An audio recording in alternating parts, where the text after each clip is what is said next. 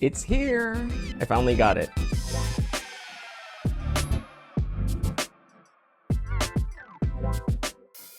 Late afternoon yesterday, I finally got the Google Pixel 10 Pro Fold. That's a mouthful. And I spent, just maybe an hour or two setting it up. All I'm doing right now is really just giving you my first impressions of this phone. I've been waiting for this phone for a while. Ever since the Pixel 9 Pro Fold came out, I was just like really interested in foldables. I had the opportunity to hold it very briefly through a friend, and I remember the lasting impression that it left me was of awe of just how beautiful the hardware was. But when the day has come, it finally arrived. We got my very first foldable here. This is the Google Pixel 10 Pro Fold. I've been waiting all day for this, and it just took forever for them to deliver. What you can expect from this video is just a simple unboxing. I don't know if I've expressed this enough, but I am very much in love with my Pixel 9 Pro. And so getting the Pixel 10 Pro Fold is just like Christmas for me. Honestly, very non-dramatic. It's just this little square thing.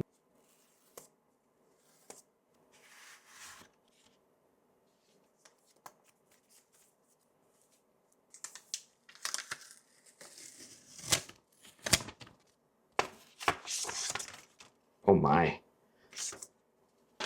This feels really nice. When it's opened like this, it feels like a very thin phone. Let's try the hinge. It does require a significant amount of pressure, which is not a bad thing.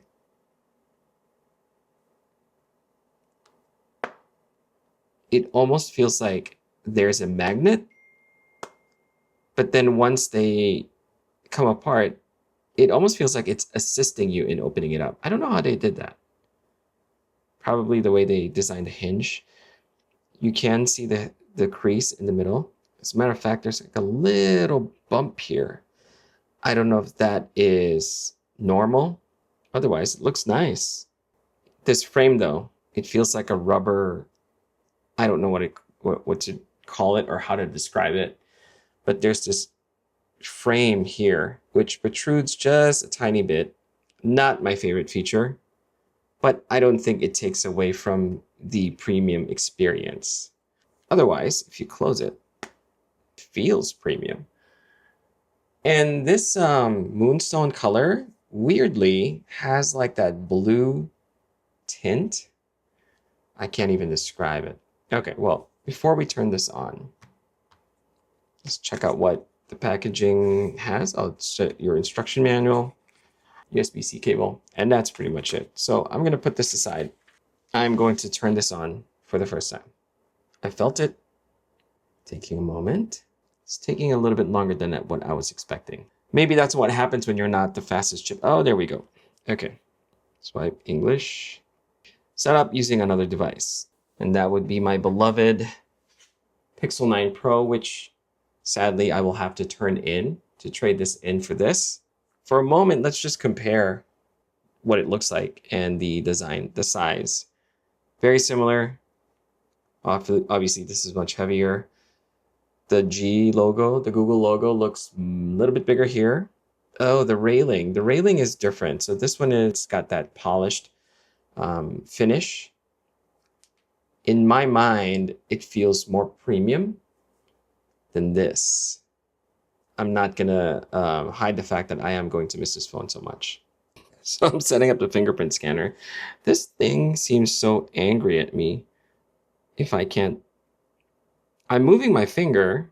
I know how to do this. I've done this with other phones, but it's not being very kind to me right now. There you go. It's like, it just seems so mad. I just thought it was funny. Come on, I've been here for a while now. There we go. So while I'm working on the most boring task of moving my data, I just want to appreciate the design of this phone in general. It feels really nice in the hands. Again, I guess I wasn't expecting the moonstone to look a little bit blue. It's not bad, but it's definitely not gray to my eyes. Frankly speaking, I find it amazing how they've covered this hinge like this. Like, it looks like a hinge doesn't even exist within it.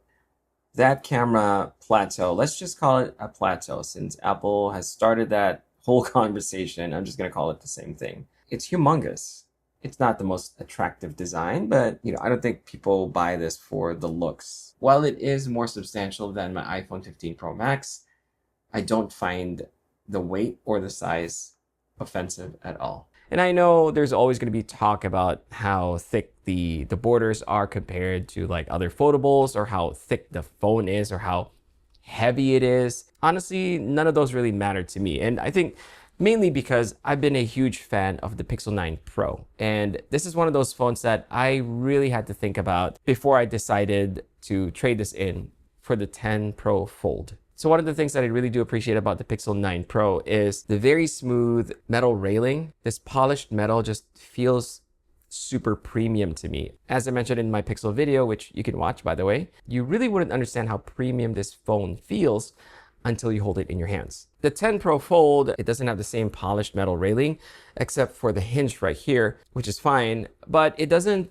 degrade the experience. The theme that they went with, this moonstone color, just works so well. I thought the form factor was going to bother me because it's a thicker phone. It really just feels like my iPhone 15 Pro Max with a case. The moonstone color, at first, I felt like it was just a little bit too blue, but even just after a few hours, I fell in love with it because from afar, it kind of looks like it's gray, but up close, you still see that hint of blue, which adds a little bit of life to the color. I've even toyed with the idea of just covering it up with a case, but no, I think I'm just gonna keep it as is, naked, as the day it was born, kind of like my iPhone 17 Pro and my iPhone Air. Yes, I like to live dangerously nowadays. So obviously, it's too early for me to give a review of the Pixel 10 Pro Fold, but I will give you one very quick comment about its form factor. When I open it up, I will have to reach down here at the bottom to open it, only because if I do it from the middle, I ended up pressing these buttons right here. I feel like the buttons shouldn't be there, or maybe they should be there to provide a little bit of a grip,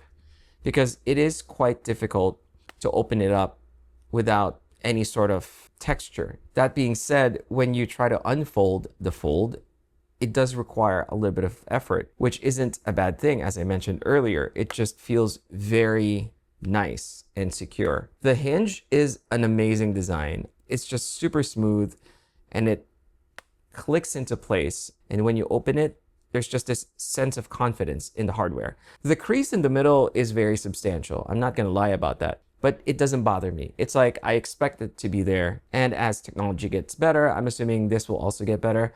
I haven't tried any of the other foldables out in the market right now, so there's really no reason for me to compare. Here's the crazy thing. Out of all the phones that I've owned so far, this is the only one that when I held it, I'm like, I'm not going to let go of this phone unless they come up with a better version of it, of course. But I think the last iPhone that I had this very strong connection with was the XS. Actually, correction.